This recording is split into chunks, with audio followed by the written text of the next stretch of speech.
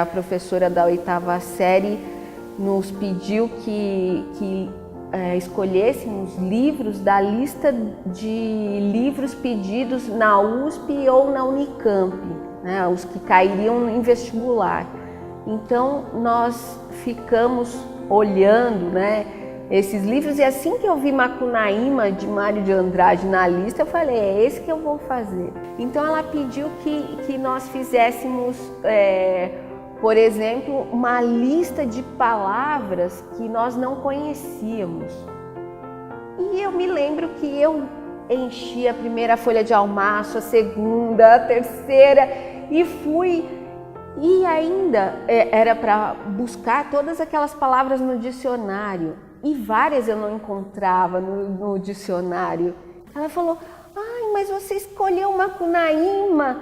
Puxa, que trabalhão, não era para ter procurado isso tudo.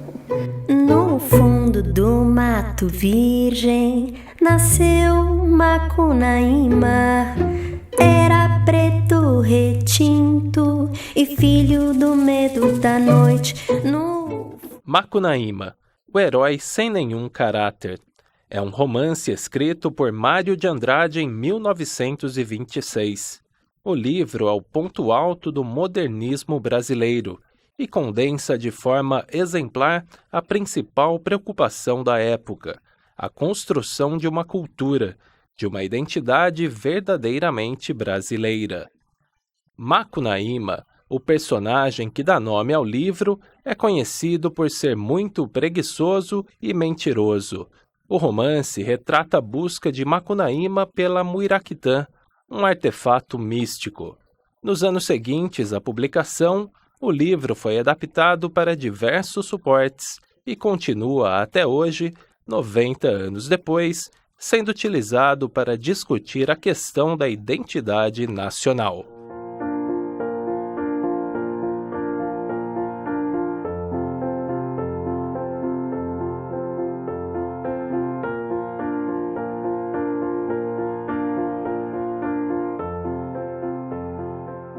Uma coisa que é interessante de ver no Mário de Andrade e no Macunaíma é que quando os modernistas, a partir aí de 24, eles estão preocupados em definir o tal caráter nacional, eles tomam caminhos, tem uma polêmica sobre as vias de acesso a isso, né?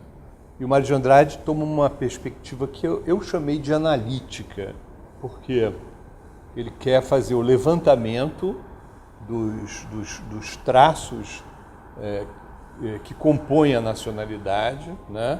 E por isso ele vai estudar folclore, cultura popular e tal. Ao passo que outros autores buscaram sínteses, o Mário de Andrade teve que lidar com uma diversidade de aspectos que compõem a cultura brasileira, que era quase impossível mesmo chegar a uma definição de um traço único que compõe o Brasil. Você pode pensar, sei lá, num Macunaíma ao lado de um Ulisses do James Joyce, por exemplo, quer dizer, que são perguntas, não é, sobre sujeitos que, na verdade, só podem encontrar suas respostas num caminho muito errático e muito tortuoso. Você não tem um desenvolvimento clássico, não é, que faz com que o herói se resolva, morra tragicamente ou termine num happy end com a sua amada. Não tem nada disso. É uma espécie de livro com muitos centros, não é? A preguiça do Macunaíma tanto é a ausência de uma atitude, tanto é a inércia. Ai, que preguiça.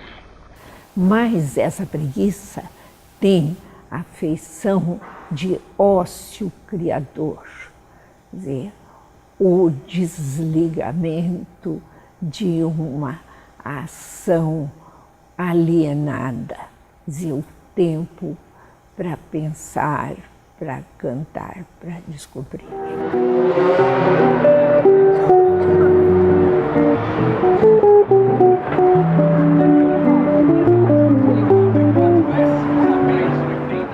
Eu acho que há um desenho de um sujeito mais conectado à natureza, de um sujeito mais...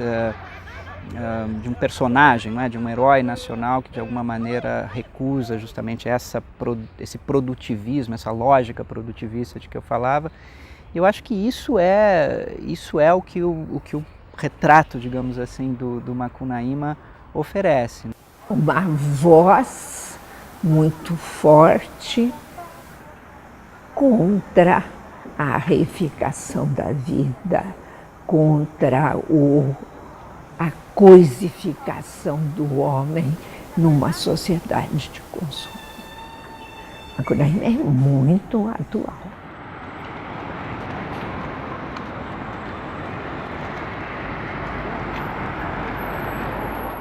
As críticas e as questões que o Mário coloca ali, há quase 90 anos atrás, elas permanecem atuais. Ali foi a primeira vez que alguém fez um registro de uma cultura realmente brasileira, né? Fez uma proposta de valorização dessa cultura e não de ficar se copiando tudo das escolas europeias, né? Seguindo e reproduzindo as escolas europeias. No entanto, nós demoramos cerca de 80 anos depois disso para que o Brasil, enquanto nação, enquanto governo federal, para que fosse criado um programa de cultura.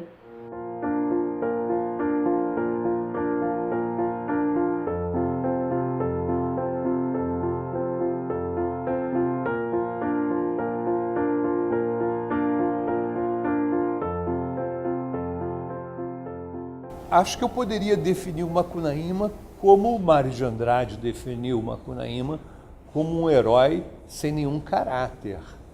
E nisso tem uma série de coisas, né? Quer dizer, tem o sentido de herói sem nenhum caráter, no sentido de o cara que é malandro mesmo, o que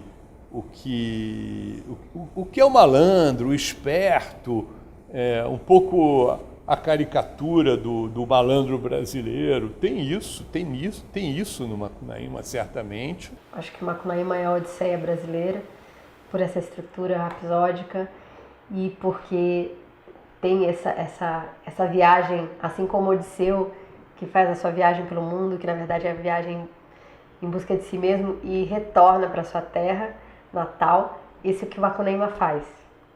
Ele também faz essa viagem. Então ele tem muito de Odisseu, mas né, a nossa moda. E ele... mas só que o Odisseu é o herói que volta, que derrotou todos os monstros e que volta vitorioso e contra sua mulher e o seu filho e vive. E Macunaíma não, ele volta sem nada e morre. Então, assim, ele é um anti-herói, ele faz um monte de atrapalhadas no meio do caminho. Ele é o anti-Odisseu. Vamos dar a despedida. Taperá, taperá, tal e qual o passarinho.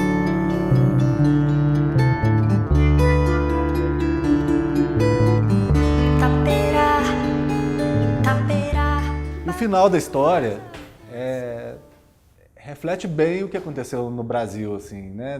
De não sobrar nada, todo mundo morre, a aldeia morre, e é uma ótima alegoria do que aconteceu no Brasil, de quase todos os povos e culturas foram dizimadas.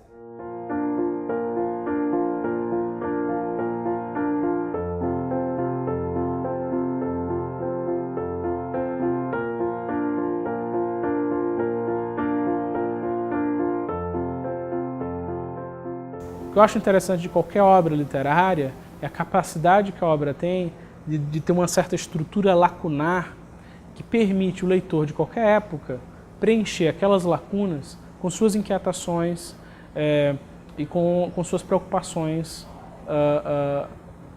do momento, né? Com as preocupações da contemporaneidade. Eu acho que a recriação de qualquer obra de arte é uma criação e que deve responder ao projeto estético do autor. A criação, a recriação do Macunaíma, tanto pelo Joaquim Pedro como pelo Antunes, foram ótimas, espetaculares, são essenciais porque significam a apropriação, significam aquilo que o Mário de Andrade diz da apropriação, quando alguém encontra aquilo que é dele na obra do outro.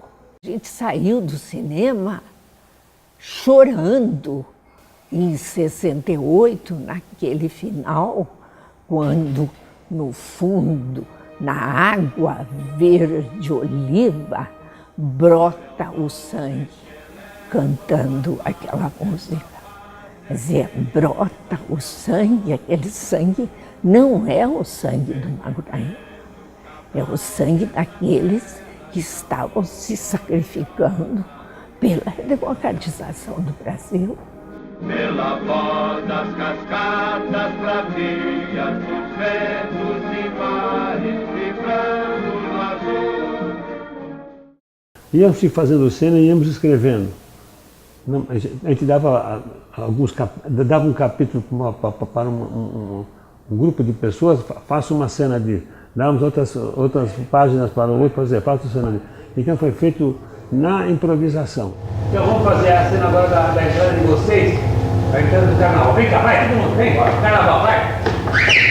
Vai, carnaval! Vai! Macunaíma foi o grande espetáculo, né, que percorreu o mundo, né? 10 anos percorrendo o mundo. Né? Todos os continentes, tudo que é lado do mundo. Para quando ele crescer, eu subi nele lá pro céu.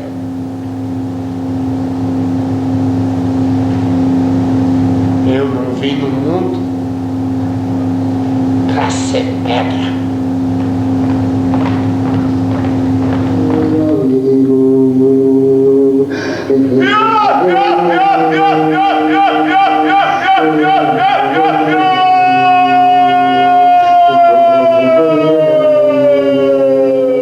Quando eu comecei na primeira estrofe, no fundo do Mato Virgem, eu vi que a forma como o cordel, como a Mari escreveu, é diferente da prosa normal, sabe? Ele tem alguma coisa assim muito parecido com o cordel, a forma dele falar também. Então, eu fui o mais fiel possível. Claro, eu tinha que ajustar o ritmo dos versos, a métrica, a rima.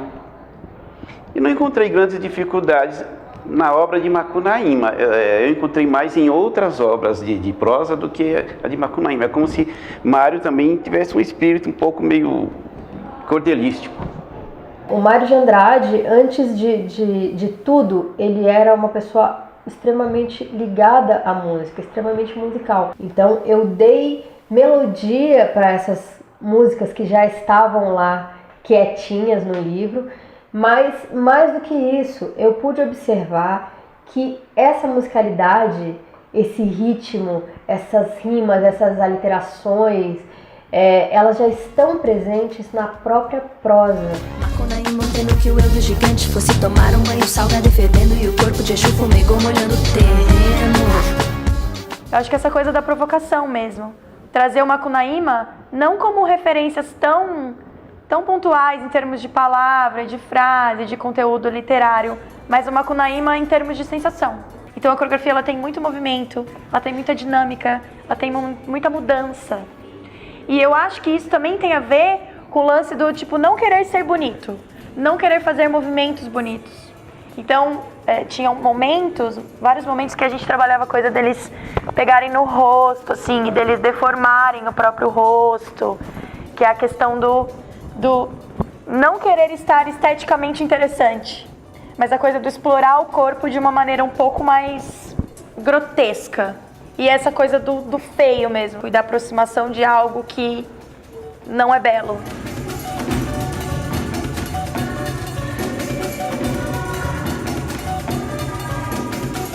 O Macunaíma se baseia em devorar várias culturas e produzir uma produto original. Eu achei que ter uma diversidade de estilos representaria isso assim, graficamente. Então a gente deixou essa mistura de estilos e técnicas e entrar mesmo na história como componente mesmo, né, de expressão. Eu peguei a saga essa linha condutora que é a busca da Muiraquitã e tentei contar pegando a parte mais poética para mim, assim, né, na minha visão, na maneira de contar as frases que eu considerava mais bonitas, assim, o critério de como construir essa espinha dorsal foi pela beleza plástica mesmo do texto.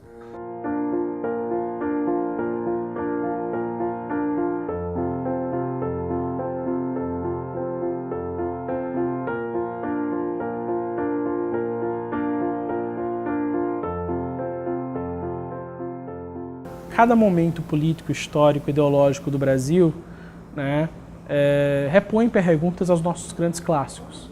Não só Macunaíma, mas ao Memórias Póstumas de Brás Cubas, ao Grande Sertão Veredas, a Vidas Secas de Graciliano Ramos.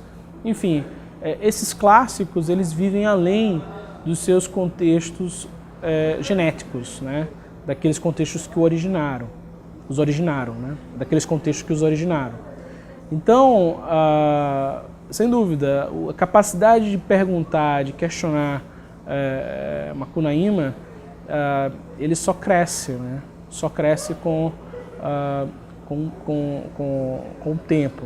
Eu acho que os Macunaímas, os verdadeiros Macunaímas de hoje, se aperfeiçoaram tanto e ficaram tão nocivos, né?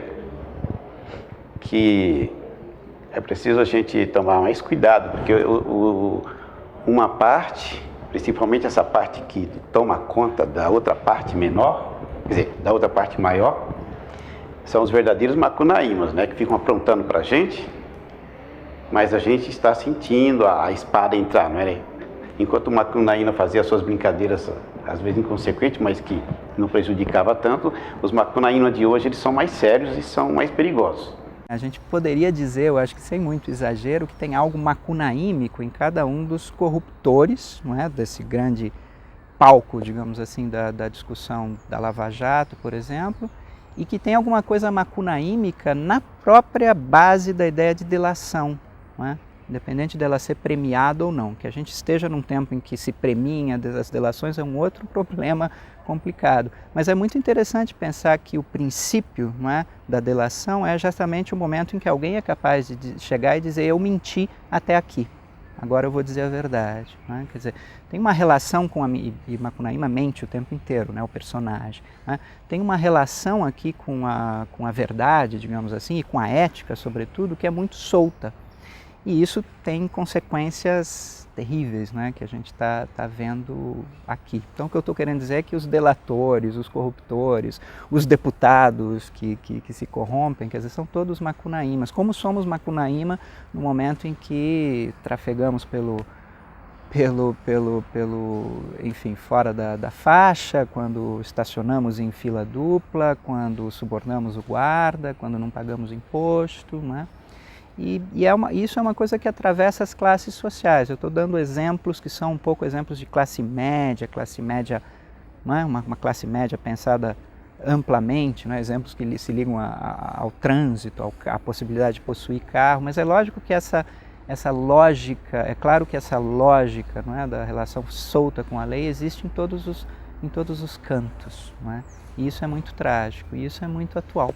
Macunaíma tem sim algo parecido com os brasileiros de hoje, com alguns, né? Porque nessa luta do dia a dia, às vezes é preciso perspicácia, é preciso uma certa inteligência, que não veja puramente o comum, mas que veja algo por trás. Eu acho que, sobretudo, para as pessoas que pensam, para as pessoas também, às vezes as pessoas que sofrem muito, que padecem as agruras sociais, elas também vão encontrando saídas que não estão na cara, mas que elas, olhando, analisando, percebem essas saídas por trás, vamos dizer, da cortina. E aí talvez seja essa a semelhança que eu percebo entre Macunaíma e muitos brasileiros de hoje. Eu me identifico, eu sou macunaíma.